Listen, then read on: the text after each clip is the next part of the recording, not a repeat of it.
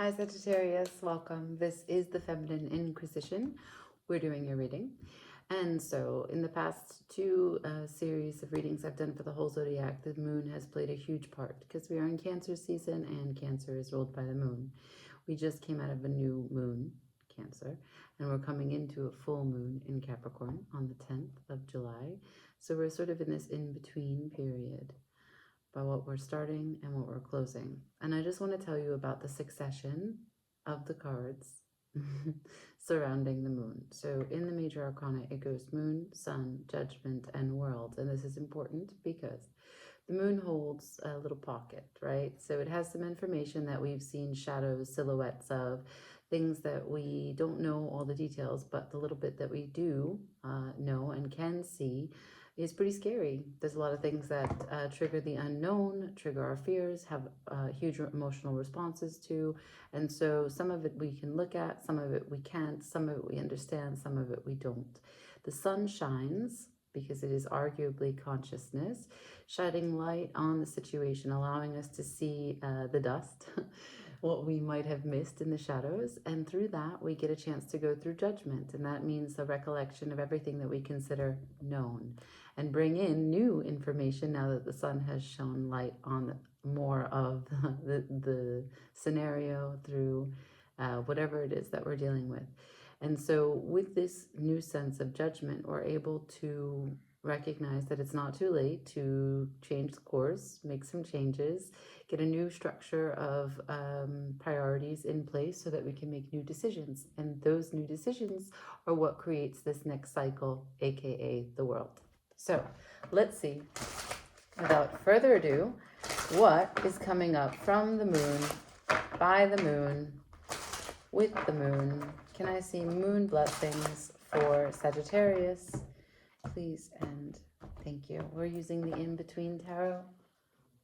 I'll show you. For Sagittarius, please. For Sagittarius, please. Thank you.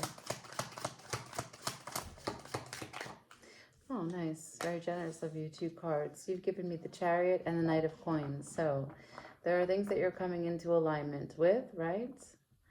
That is not unlike the moon, right? You're getting a chance to see more of you in totality. And so with you at the center of the experience, you are able to call into existence what you'd like to see. Alignment gives us a chance to manifest.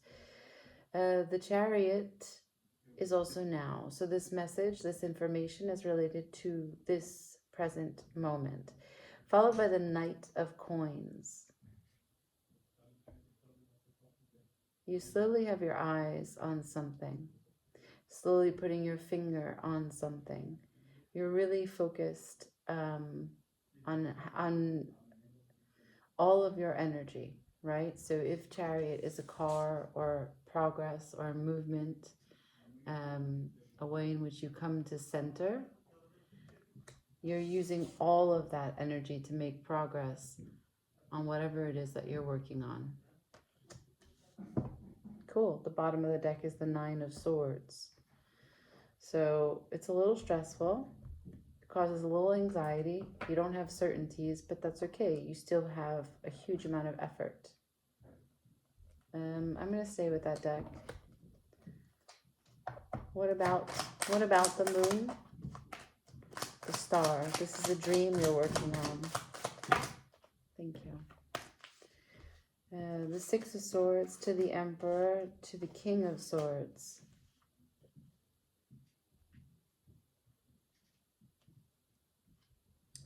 So this is really mentally pushing through. You're kind of bringing in the, again, we're talking about the 2 sides of you. This moon is inspiring you. This moon is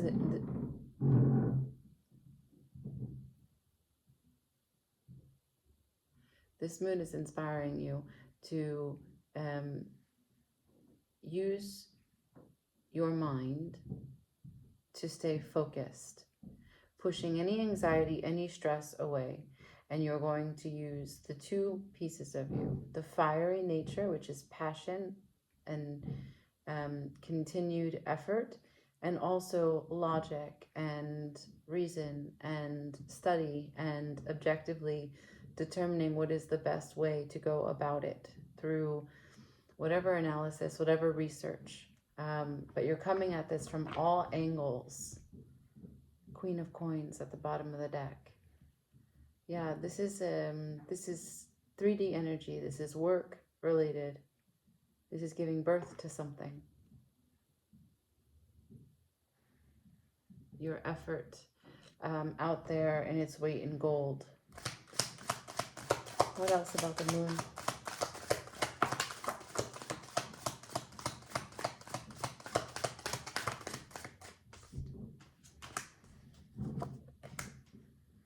It's 8 of Coins in reverse to the Ace of Wands to the 6 of Coins. You're telling me, actually, it's not that hard. It's not that hard to, it doesn't require so much sacrifice. This is work that is effortless for me. The fire just comes right through me. I am limitless in the energy that I can apply to this day to day. 6 of Coins. Balancing out, thinking about it all the time. Ways to get it into the day. Right? As you breathe, you're working on this. So you started this reading by showing me the Chariot, which is ruled by the moon. I have not seen any of the cards that I mentioned in the major arcana, nor have I seen the High Priestess. So I'm getting the sense, because you've shown me so much pentacle energy related to what your vision is, your star, you're getting to work. And you're getting to work because you went into the moon in a previous moment. What is, okay. Ending 2.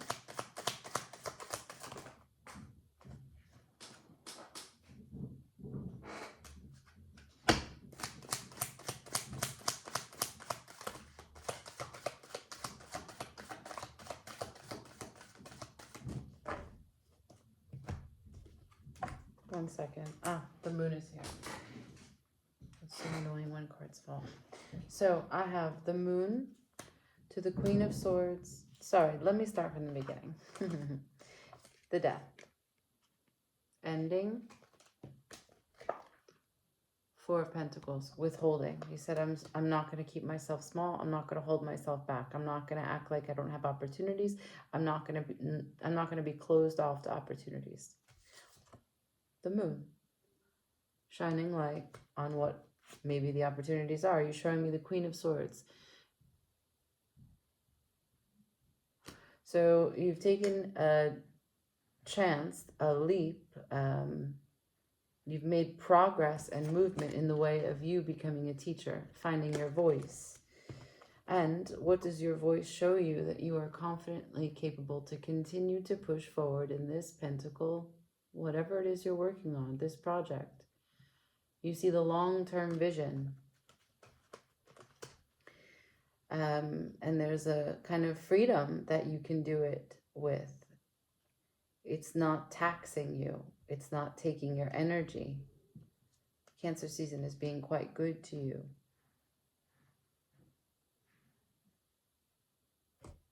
So whatever project it is that you're working on, you also give me the sense that at this time, even if you don't see results, you are still confident enough that it will produce what you hope to inspire. You want to dig deeper and see what this is? I don't know how close we can get.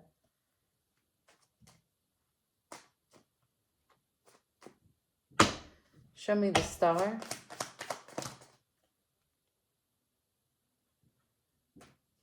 Show me the Star.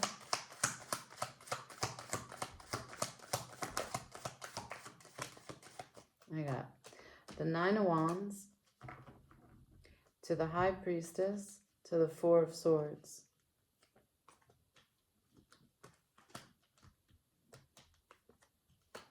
With the King of Pentacles at the bottom of the deck. This is a protection of what you have been through, what you know to be true.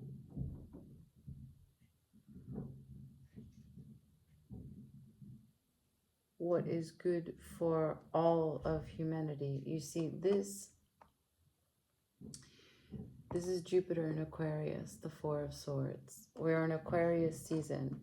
You're telling me I am expanding the mystical approach, the magic that's available, the fruits that are out there available from intuition.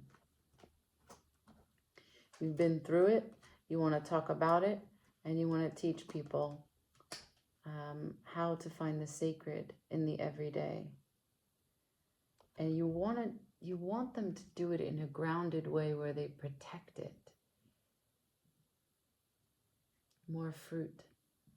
Where they protect, fiercely protect how they move through their 3D, but maintaining their spiritual.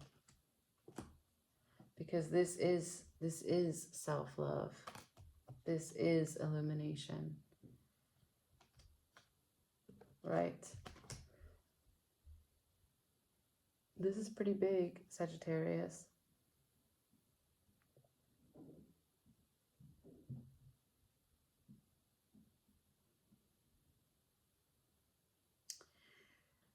The major arcana that mark you are the Chariot in order, the Chariot, the Emperor, the Star, the High Priestess, the Moon.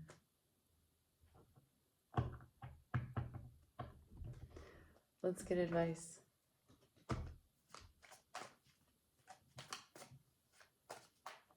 For Sagittarius, can I please have some advice? Yes, I'll shuffle.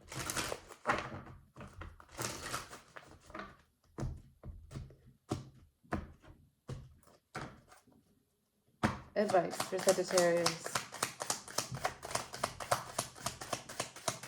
Advice.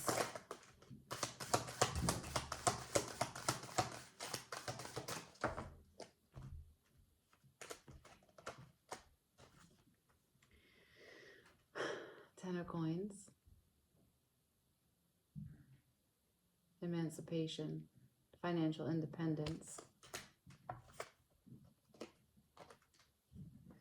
Judgment on, I love this. I love that they show up. I haven't seen the world yet, but judgment on the Five of Cups. So what I described about you teaching people how to fiercely protect in the 3D their spiritual existence, because you're no longer holding back anymore, sharing. You're showing your judgment about the spectrum of our experience, the wisdom of the Five of Cups, that there's gratitude, because as a human we can get through everything, anything. There is nothing that we don't face that is not part of our journey, part of our path.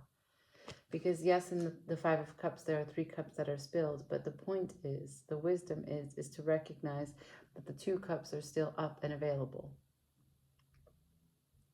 And it's not just that all is not lost. It's simply to say that it is never one thing. You cannot have joy without sadness.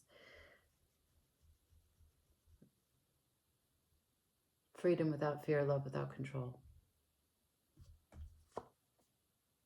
Alignment, harmony, balance, love, the energy of love, the energy of that all is welcome. That it is emotional intelligence that brings you to a place to accept the wisdom of every experience. That's temperance, that's you. It's a very grounding moon for you, despite it being in a water sign, despite you being a fire element. It has really put into practice some of your highest elements of your highest senses, your highest intuitive abilities into practical application. And that's that makes sense. If we use the moon wisely, that's what she brings. It's just that sometimes the moon is so full of stuff that the intuition is blocked. We want to hear intuitively guidance on our life. But if we haven't looked at many things for a long period of time, there's so much there screaming that we can't hear what we're looking to listen to. And actually, we have a bunch of small fires to deal with. Pain, sadness, anxiety. And so you're showing a moon that is quite productive for you. And that's an honor for the work that you've been doing. Pretty rad, Sag. I leave it there. Like, share, comment, subscribe. Ciao.